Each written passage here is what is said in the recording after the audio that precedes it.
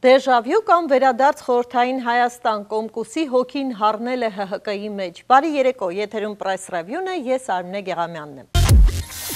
Բոլոր նրանք, ովքեր համարում էին, թե Բրեժնևյան ՍՄԿԿ համագումարները մնացել են պատմության գրկում, Հայաստանի Հանրապետության կուսակցության 16-րդ համագումարից հետո կարող են փաստել, որ ժամանակին իրավացի էին կոմունիստները, երբ պնդում էին, թե Լենինը եղել է, կա ու կլինի։ Առաջին լրատվականը գրում է. 2000 թվականից իշխելով Հայաստանում ՀՀԿ-ն խժռեց քաղաքական տարածքի նորանոր տիրույթներ, այլ կերպ ասած հանրապետականն աստիճանաբար վերածվեց մոնստր կուսակցության, ինչը ըստ էության երևի թե այն միակ բանն է, որ իրականություն է դառնում Սերժ Սարգսյանի ելույթներից։ Սկսվում է միակուսակցական համակարգի նոր ժամանակաշրջանը, այն ինչ տեսել ենք Խորհրդային Միության օրոք։ Բոլորը կոմունիստ են, հոկտեմբերիկ եւ պիոներ։ Հայկական ժամանակին տված հարցազրույցում Գյումրիի ասպարեզ լրագրողների ակումբի խորհրդի նախագահ Լևոն Բարսեղյանը նշում է. Այս ամբողջը այդքան ողբերգական չէր լինի, եթե Հայաստանում կուսակցությունները կայանալու մարդկային եւ նյութական ռեսուրս ունենային եւ մրցակցեին։ Իշխողները թույլատրել են հայ հասարակությանը այնպես, որ սրանց դեմ իրոք քաղաքական խաղ չկա։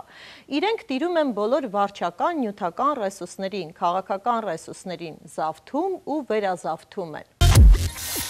Ճիշտ այն պահին, երբ ՀՀԿ-ն պանծալի համագումար էր անցկացնում եւ Սերժ Սարգսյանը խոսում էր վերջին տարիների տնտեսական աճի մասին, փողոցում ցրտահարությունից անտուն մարդ է մահացել։ Փաստ-ինֆոյի տեղեկացմամբ 38 տարեկան տղամարդու դիակը հայտնաբերվել է Արցախի Պողոտայի Կիսաքանդ շինությունում։ Դիակի մասին ահազանգել է մի քաղաքացի, որն ասել է, թե արդեն մի քանի օր է նույն վայրում, նույն դիրքով մի տղամարդ է պառկած։ Փաստ-ինֆոյի տեղեկություններով բժշկական նախնական հետազոտման համաձայն տղամարդը մահացել է ցրտահարությունից, բայց նման բաները հանրապետականներին չեն հուզում։ Ի վերջո Հայաստանում ամեն օր հիվանդ երեխա է մահանում, ծեր մարդ է սովամահ լինում կամ զինվոր է սպանվում սահմանին։ Հետո ինչ, միևնույն է, հանրապետականը շարունակում է իր համագումարներում պնդել, որ Հայաստանը տարեցտարի ել ավելի բարեկեցիկ, ապահով եւ անվտանգ է դառնում։ Թեպետ փաստերը բոլորովին այլ բան են վկայում։ Civilnet-ում լրագրող Թաթուլ Հակոբյանը գրում է. փաստեր, որոնք տեղ չգտան Սերժ Սարգսյանի ելույթներում եւ այդ շարքից թվարկում է մի քանիսը։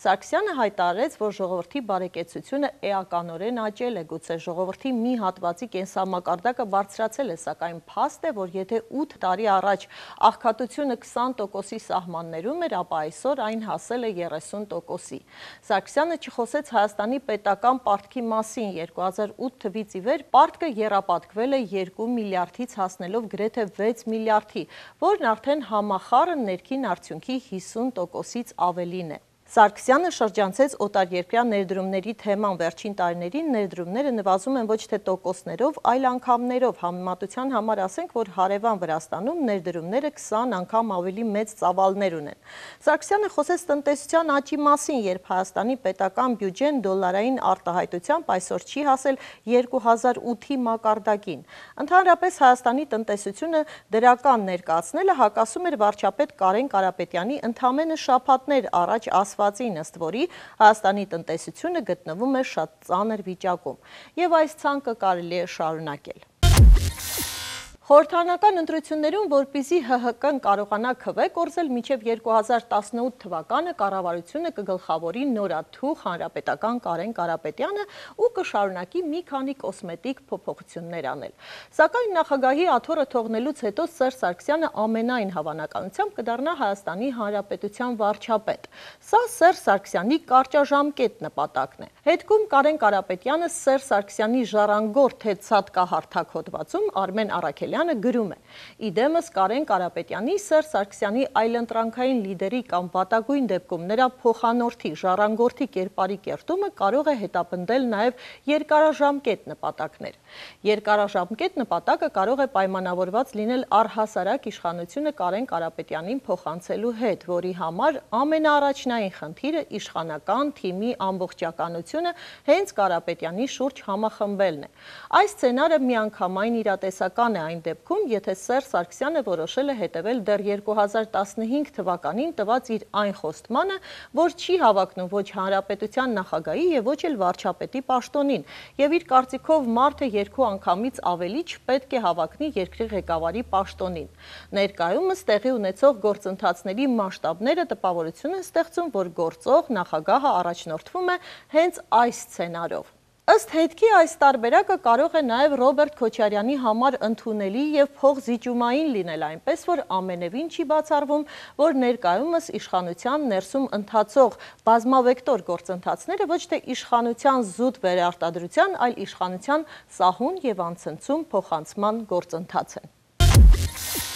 Հարցն այն է, որ այս ամենից ոչ միայն չի շահում ժողովուրդը, այլև շատ ավելի անմարդկային իրավիճակում է ապրելու առաջիկայում, ինչը ցավոք չի նվազեցնի արտագաղթողների թիվը։